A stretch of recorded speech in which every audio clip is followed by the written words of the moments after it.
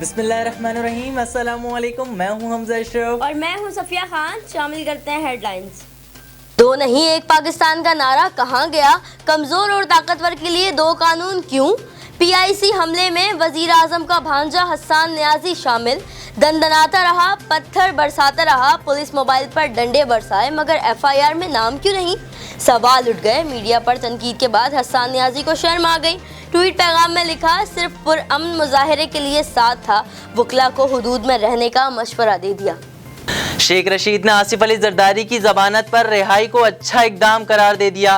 मार्च तक 5 केसेस में pre bargaining की पेशगोई भी कर दी, साथ ही खबरदार कर दिया, पैसे ना दिए तो बिलावल का सियासी करियर खत्म हो जाएगा। वजीर आजम का भांजा भी कानून से बालातर नहीं, कानून हाथ में लेने वालों से सख्ती से निपटने का फैसला। फिरदौस आशिक आवान कहती हैं, वकला तंजीमों को अपनी सफ़ों से काली भेड़ों का सफाया करना होगा। वजीर आजम इमरान खान की ज़ेर सदारत कोर कमेटी इजलास में शरपसंद वकला के साथ रियायत न करने पर इत्तफाक हुआ। मुआवन खुसूसी पोजीशन रहनुमाओं पर भी चोट कर गई। बोली, हैरत की बात है, तिब्बी बुनियाद पर रिहा होने वाले अस्पताल के बजाय विक्ट्री का निशान बनाकर घर जाते हैं।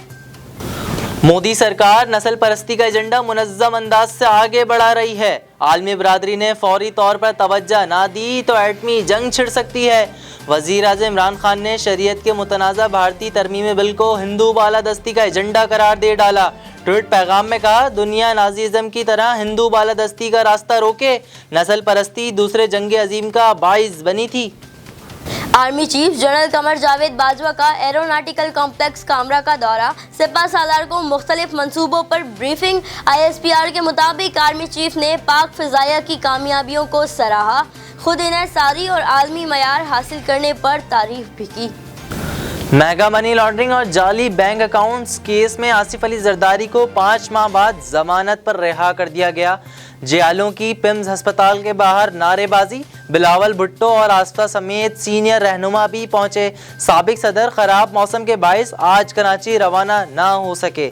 शीरी रहमान कहती हैं, पीपल्स पार्टी रहनुमाओं को झूठे केसेस में फंसाया गया।